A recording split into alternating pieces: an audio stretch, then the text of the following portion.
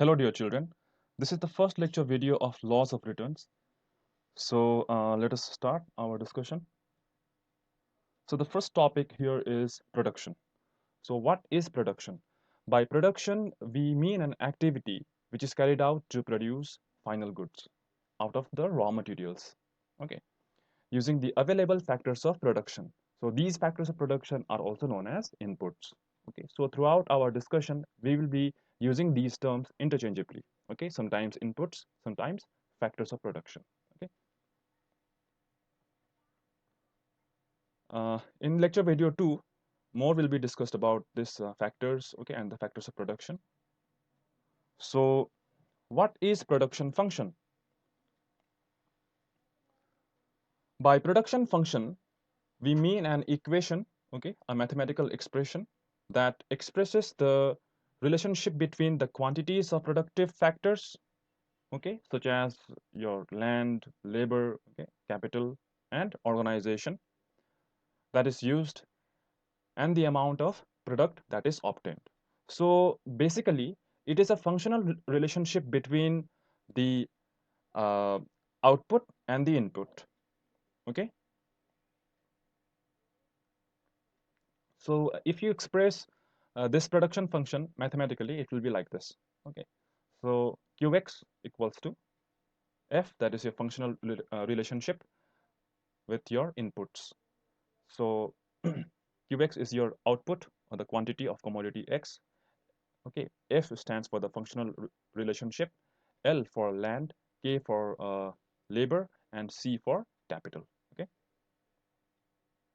You can make your own production function also. Okay, you can use the terms like xyz, okay, or abc pqr, okay, but you have to explain out here that what are these variables that I've used. Now what is short run and the long run? In previous chapter, I think in the chapter of supply, we have already discussed that there are some cases, okay, where the market period is divided, and short run and the long run is the same thing, okay, that we have discussed before, but still let us just discuss in brief. So what is short run? It actually refers to the period of time during which the amount of fixed factors cannot be changed. Okay, so it is a period in which the fixed factors cannot be changed, but the variable factors are changed. Okay, so in a short run, there are two types of factors. One is called the fixed factor, and the other one is known as the variable factor. So in a short run period, fixed factors remains constant, whereas the variable factors keep on changing. Okay, so this short run period is also known as a market period. Okay, now long run. Now what is long run? It is a time period in which all the factors of production, both fixed and variable, can be adjusted, and the output will also be adjusted accordingly. So in a long run, you can say basically that all the factors are variable. Okay. So be it fixed factor or variable factor, you can change in the long run as per the uh, management decisions. Okay, as per the level of output. If you want to increase the level of output, you will imply more fixed factors and the variable factors. Okay, if you want to reduce the output, then you will reduce both fixed factors and variable factors proportionately. Okay, but in the short run, what happens is that if you want to increase the level of output, okay, you will imply more and more, you will use more and more variable factors. Okay, but the fixed factor remains constant in the short run. Okay, now types of production functions. So depending upon this short run and the long run, there are two types of types of production functions. Number one, short run production function. So it refers to the functional relationship between the change in output due to change in variable factor when the other factor is constant. So short run production function is a functional relationship between change in output due to change in the variable factor. You can say labor. Okay, basically we assume variable factor to be labor. So due to change in the variable factor, when the fixed factor is constant, how much output is changed? So if you express it mathematically, it will be your short run production function. Okay, now the long run production function. It refers to the functional relationship between the change in output due to change in all the factors of production simultaneously and in the same proportion. Okay, it is very simple. Okay, so what is the difference between short run production function and long run production function? So the behavior of output when only one input is changed and the other inputs are fixed, and it is termed as returns to a factor. So short run. So in the short run production function, we will see these factors. Sorry, returns to a factor. Now, why we are talking about this returns to a factor? Because one factor, that is a variable factor, is changing, isn't it? So because of that change, your output gets changed. Okay. So because of that, we are referring it to as returns to a factor. Okay. And in the long run, the response of output is actually dependent upon the change in the factors in the same proportion. Okay, so hence it is known as returns to scale. So in the short run, variable factor is changed, whereas the fixed factor is constant. And in the long run production function, all the factors are changed. Okay, in the same proportion. Okay, and this is termed as returns to scale. So short-term production function is a subject matter of law of variable proportions or law of returns. Okay, and the long-run production function is a subject matter of returns to scale. Okay, so we will discuss this law of variable proportions.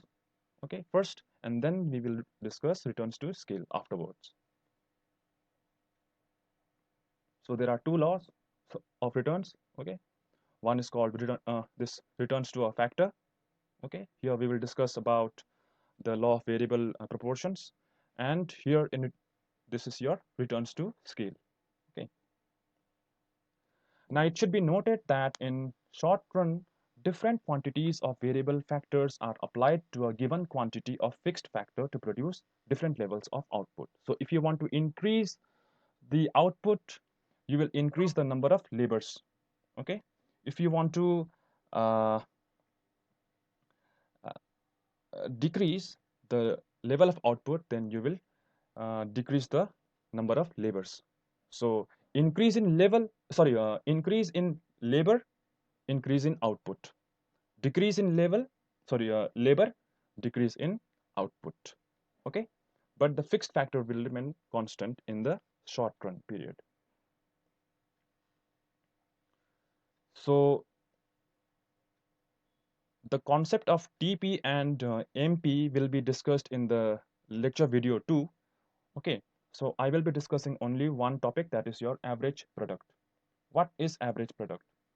So it can be defined as the output per unit of factor inputs or the average of the total product per unit of input.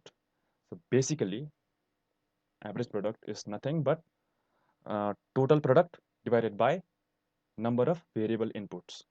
Okay, so it can be expressed as total product divided by the number of labors. Okay, now what is the relationship between AP and MP? AP, that is average product, MP, that is marginal product. So let us see out here what is the relationship. Number one, MP and AP initially increase and then decrease due to the operation of the law of diminishing marginal returns.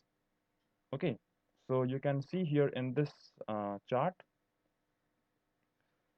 both MP and AP, they are increasing. So AP previously it was 10, okay, and then it became 15 as you increase the variable factors, whereas your fixed factor will remain constant, okay, but the variable factors will keep on increasing, okay. So initially they will increase, okay, 10, 15, 10, 20, okay. Now as long as MP is higher than AP increases. So as long as MP is higher than your AP, okay. So let us see out here in this diagram. So see 10, 20. So as long as the MP is higher than your AP increases, okay. So here 20, it was 20, isn't it? So this is higher than your AP, isn't it? So your AP increases. So AP is increasing, okay.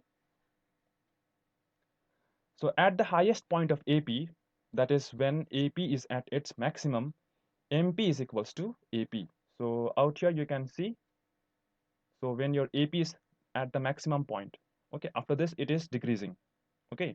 So this will equal to MP. So after this point, beyond this point, both will start decreasing because the law of diminishing factor will apply, okay. Diminishing returns will apply.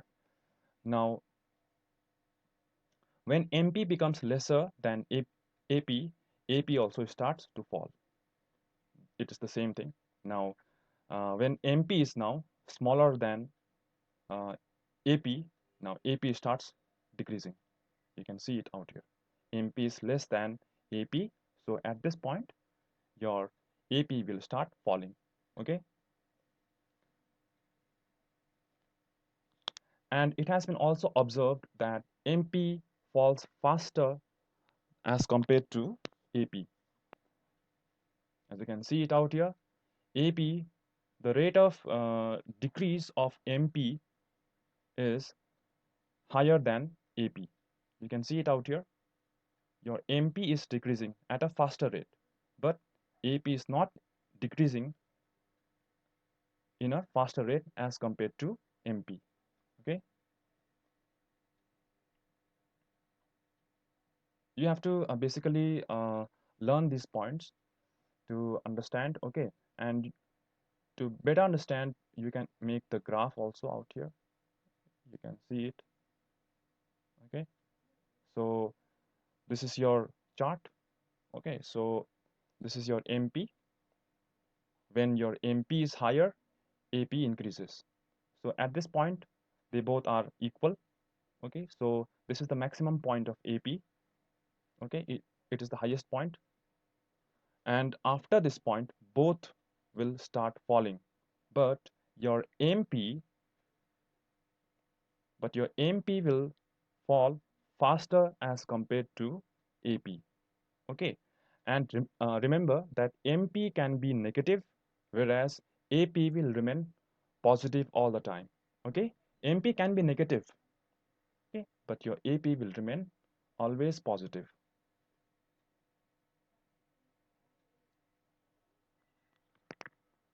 So this is the observation that has been made. Okay, I will provide the PDF so you can go through it.